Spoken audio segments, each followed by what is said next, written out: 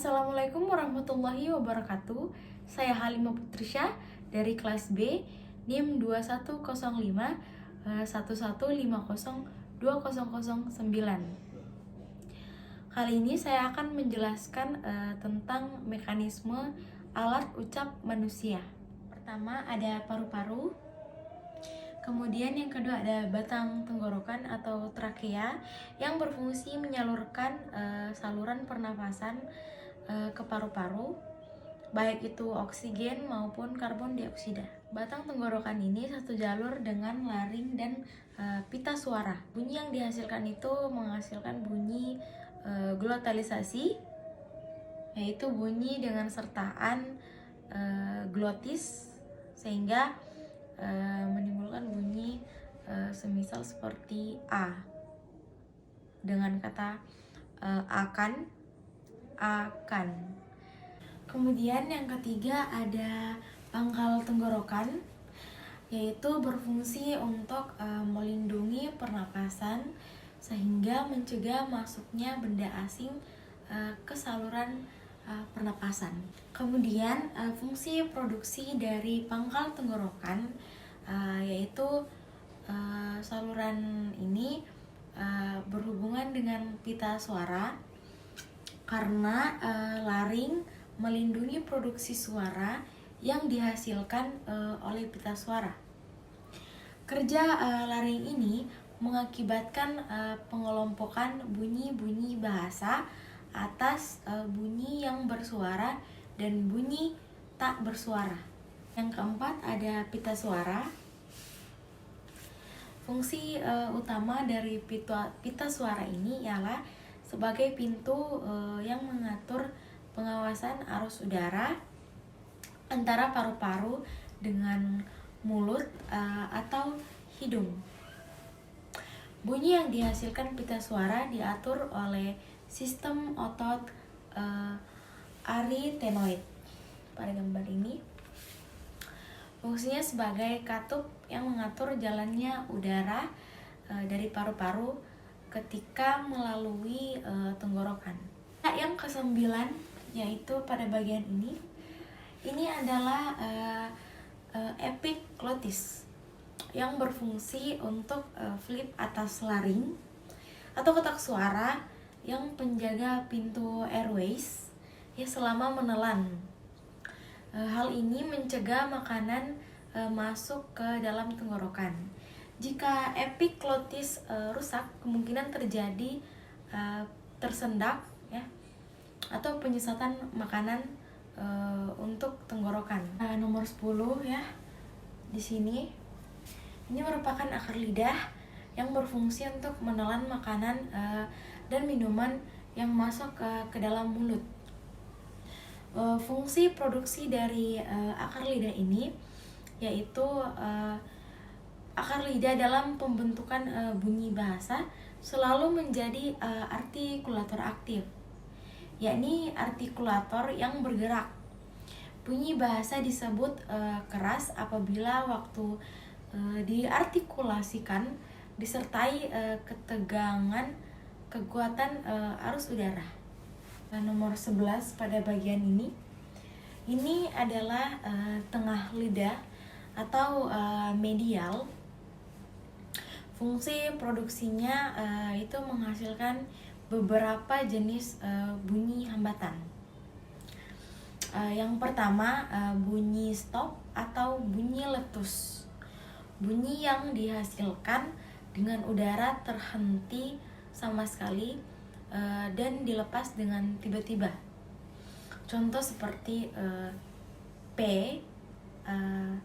B. Yang kedua ada lateral atau samping. Bunyi yang dihasilkan dengan udara melalui sisi lidah yang menghalangi keluarnya udara. Contoh L.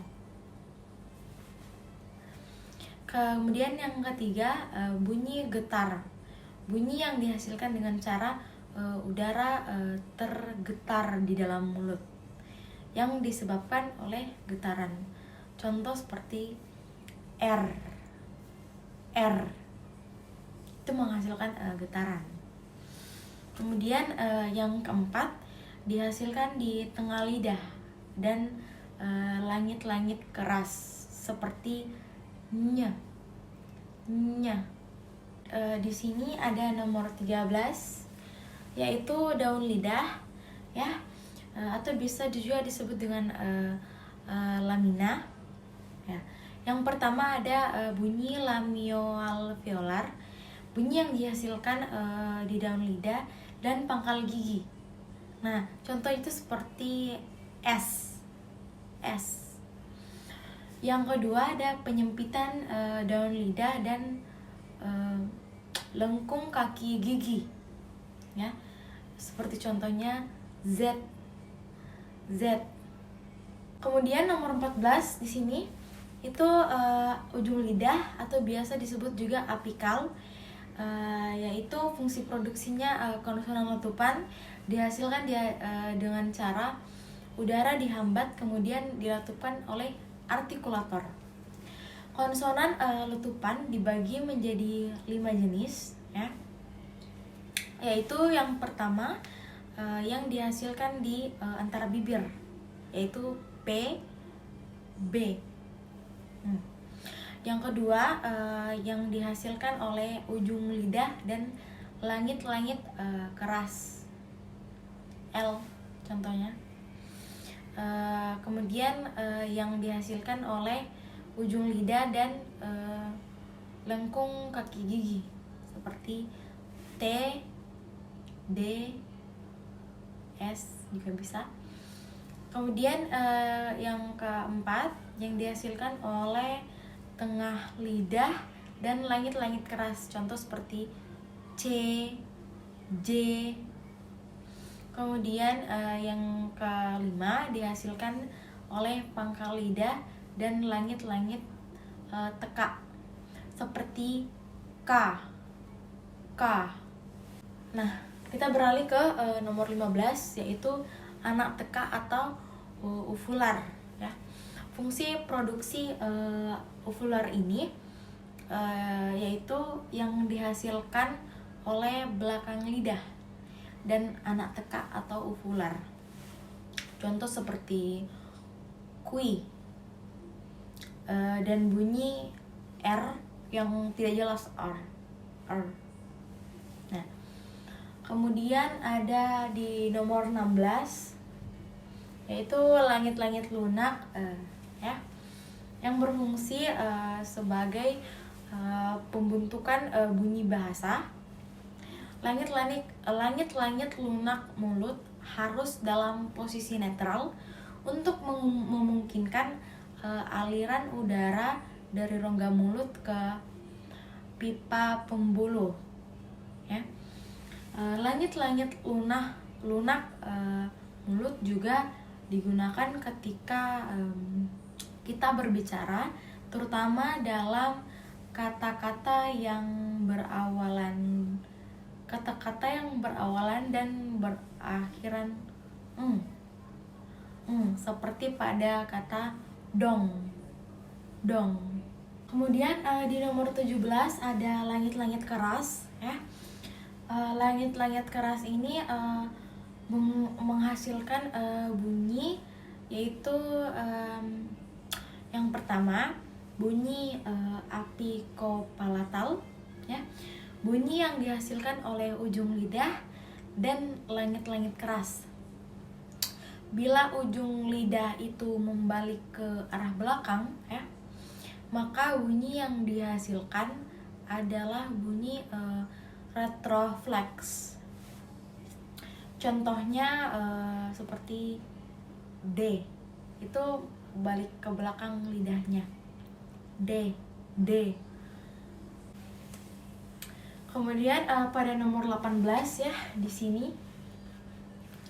yaitu gusi atau alveolar ya, yang menghasilkan bunyi alpico, interdental ya, atau dental bila bunyi ujar yang dihasilkan ujung lidah atau artikulator dengan daerah lengkung gigi atau titik artikulator seperti T, D, N, ya.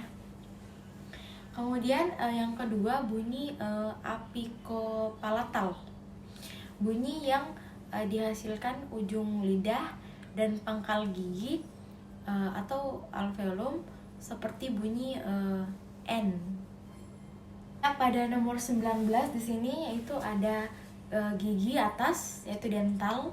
Fungsi produksi gigi terbagi menjadi dua, yaitu gigi atas dan gigi bawah ketika membentuk bunyi bahasa.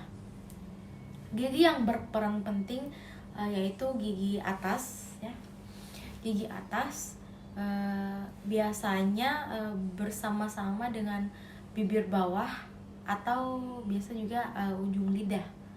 Nah, bunyi bahasa yang dihasilkan oleh gigi atas dan gigi bawah disebut bunyi dental. Bunyi bahasa yang dihasilkan oleh gigi atas dan bibir bawah disebut labiodental. Kemudian adapun bunyi bahasa yang terbentuk oleh gigi atas dan ujung lidah disebut bunyi apikodental. Kemudian kita beralih ke gigi bawah yang di sini tuh nomor 20. Fungsi produksi gigi bawah yaitu menghasilkan beberapa bunyi. Yang pertama labiodental atau bibir bawah dan ujung gigi atas seperti F. Yang kedua ada dental, ujung atau daun lidah, ya, yang mendekati gigi depan atas. Kemudian pada nomor 21 yaitu bibir atas atau labial, ya. Bunyi-bunyi yang dihasilkan bibir yaitu ada beberapa. Yang pertama bunyi vokal, bunyi yang dihasilkan dengan udara tanpa hambatan. Contoh seperti A, I, U. Kedua, bunyi konsonan, ya. Bunyi yang dihasilkan dengan udara mengalami hambatan, ya. Contoh seperti B, D. Kemudian yang ketiga bunyi hambat, ya. Kedua, bibir terkatup, ya, tertutup, saluran rongga hidung tertutup. Kemudian katup bibir dibuka tiba-tiba, misal P dan B. Kemudian kita beralih di nomor 22 yaitu ada bibir bawah atau labial. Fungsi produksi bibir bawah ini sebagai pembentuk bunyi vokal. Apabila bibir membulat, maka akan terjadilah vokal U atau doma. Apabila bibir semi bulat, maka terjadilah vokal O. Apabila bibir netral, maka terjadilah vokal A atau fathah. Apabila bibir membentang, terjadilah vokal I atau kasroh. Apabila bibir semi membentang, maka terjadilah vokal E atau biasa disebut juga imalah. Di samping itu, kerjasama antara bibir atas dengan bibir bawah merupakan mahroj, wawu mimba. Sedangkan kerjasama antar bibir bawah dengan ujung gigi itu menjadi mahroj bunyi fa. Demikian penjelasan mekanisme alat ucap manusia dari saya sendiri. Kurang dan lebihnya mohon dimaafkan. Wabillahi taufiq wal hidayah. Wassalamualaikum warahmatullahi wabarakatuh.